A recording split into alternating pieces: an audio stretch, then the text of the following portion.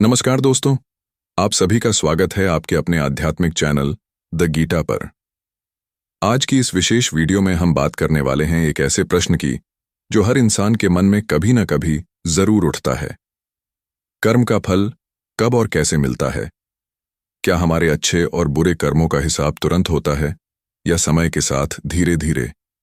क्या जो आज हम झेल रहे हैं वह हमारे पिछले कर्मों का परिणाम है, और क्या आज के हमारे कर्म हमारे भविष्य को तय कर रहे हैं?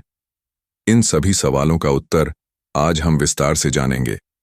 दोस्तों, जीवन एक रहस्यमयी यात्रा है। कभी सब कुछ अच्छा चलता है तो कभी अचानक समस्याएं सामने आ जाती हैं। ऐसे समय में इंसान सोचता है, मैंने ऐसा क्या किया कि मुझे यह सब सहना पड़ रहा है? वहीं जब बिना उम्मीद के कुछ अच्छा मिल जाता है तो मन में सवाल आता है, क्या यह मेरे किसी अच्छे कर्म का फल है?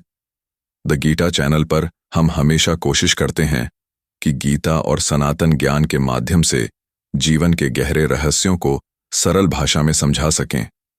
भगवद गीता में भगवान श्री कृष्ण ने अर्जुन से कहा था कि मनुष्य को केवल कर्म करने का अधिकार है, फल की चिंता करने का नहीं। लेकिन इसका मतलब यह नहीं कि फल मिलेगा ही नहीं, बल्कि इसका अर्थ यह है कि फल निश्चित है, पर वह हमारे नियंत्रण में नहीं है। कर्म का फल समय, परिस्थिति और ईश्वर की व्यवस्था के अनुसार मिलता है, कभी तुरंत, कभी देर से और कभी अगले जन्म में। कर्म 3 प्रकार के बताए गए हैं: संचित कर्म, प्रारब्ध कर्म और क्रियमाण कर्म। संचित कर्म वे हैं जो हमने पिछले जन्मों में किए और जो अभी तक फल देने के लिए शेष हैं।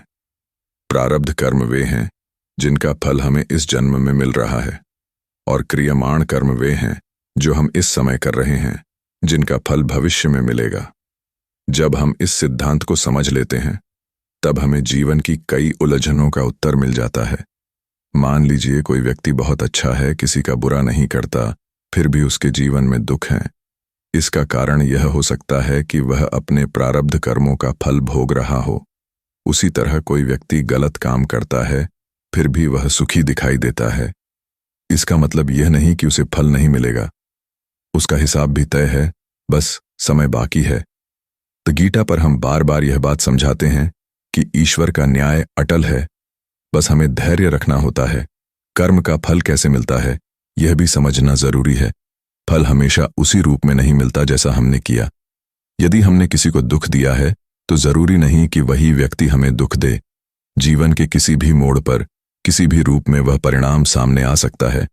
इसलिए कहा गया है, जैसा बोओगे वैसा काटोगे। जीवन एक खेत की तरह है। आज जो बीज आप बो रहे हैं वही कल फसल बनकर लौटेगा।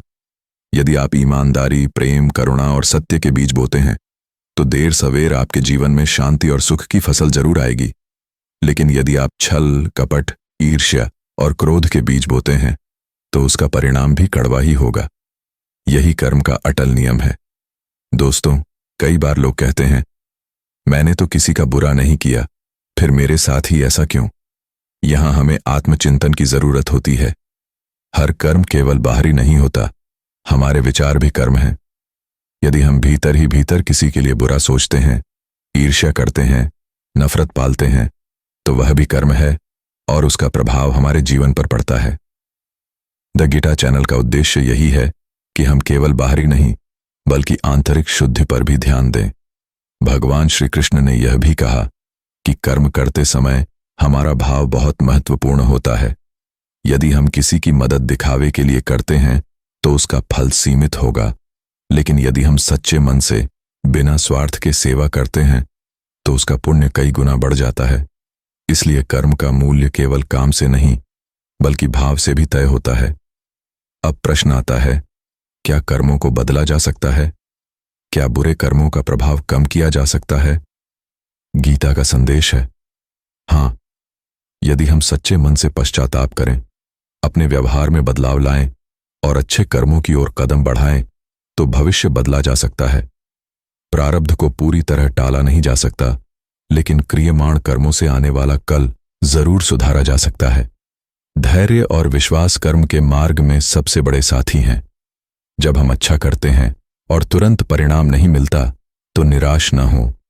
जैसे बीज को वृक्ष बनने में समय लगता है, वैसे ही कर्मों को फल बनने में भी समय लगता है। द गीता चैनल पर हम आपको यही प्रेरणा देते हैं कि आप अपने कर्मों पर ध्यान दें, फल अपने आप आपके जीवन में आएगा। जीवन में